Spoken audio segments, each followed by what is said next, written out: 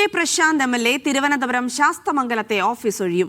Office ഒഴിയാൻ Sasthamangalam councillor Sreelekha ആവശ്യപ്പെട്ടത് വിവാദമായിരുന്നു.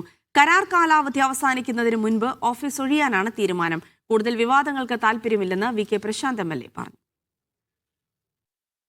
തിരുവനന്തപുരം കോർപ്പറേഷനിൽ BJP അധികാരത്തിലെത്തിയതിന് പിന്നാലെയാണ് ശാസ്തമംഗലം കൗൺസിലർ ശ്രീലേഖ കെ പ്രശാന്തിനോട് MLA ഓഫീസ് ഒഴിയാൻ ആവശ്യപ്പെട്ടത്.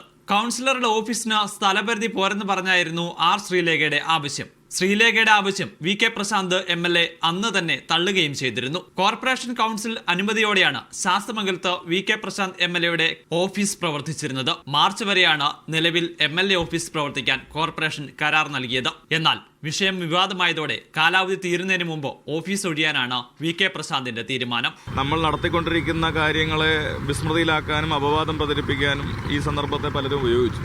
വാടക സംബന്ധിച്ച് പോലും വലിയ കുപ്രചരണം അഴിച്ചുവിട്ടു. ശാസ്തമംഗലത്തിന് തൊട്ടടുത്ത മരുന്നുംകുഴിയിലാണ് പുതിയതായി MLA ഓഫീസ് തുടങ്ങാൻ സ്ഥലം കണ്ടെത്തിയത്. MLA ഹോസ്റ്റലിലെ മുറി ഓഫീസിനായി ഉപയോഗിക്കണമെന്നായിരുന്നു കോൺഗ്രസിന്റെ ആവശ്യം. മീഡിയ 1 തിരുവനന്തപുരം.